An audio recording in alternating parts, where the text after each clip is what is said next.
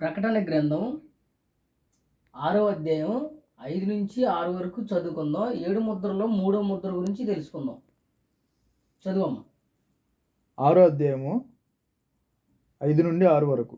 ఆయన 3వ ముద్రను విప్పినప్పుడు రమ్ము అని 3వ జీవి చెప్పుట వింటిని.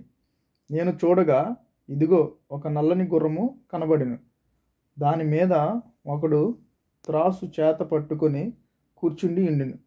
మరియు ధ్యానారమునకు 1 సేరు గోధుమలనియు ధ్యానారమునకు 3 సేర్లు గోధుమలనియు నూనెను ద్రాక్షరసము పాడు చేయవద్దనియు ఆ 4 జీవుల మధ్య ఒక స్వరమున పలికినట్టు నాకు వినబడెను. ఈ వచనం పరంగా మనం ఏం నేర్చుకోవచ్చు అంటే, యోహాన్ గారు 4 జీవుల మధ్య సంభాషణను ఆయన విన్నారు.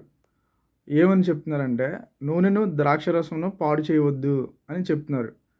ఎందుకనంటే నూనె ద్రాక్షరసము గాయముల్ని మాన్పించడానికి మనం వాడతాం.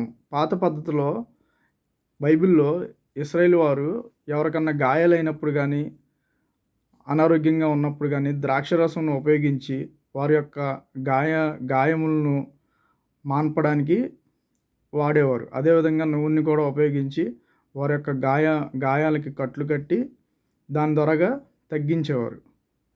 అదేవిధంగా త్రాసు ద్వారాగా గుర్రంపై త్రాసు చేత పట్టుకొని ఒక వ్యక్తి నల్లని గుర్రం పైన కూర్చొని ఉన్నారు.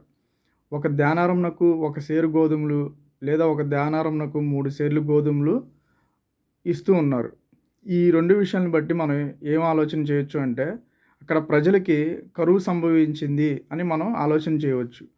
కొలమానం చొప్పున ఆహారము ప్రజలకి ఇస్తున్నారు. ఎందుకనంటే సరిపడా ఆహారము ప్రజలకి లేదు. యుద్ధం జరగడం వలన కరువు సంభవించిందనమాట. ఈ విషయాలన్నీ కూడా 3వ ముద్రలో తెలపబడి ఉన్నవి.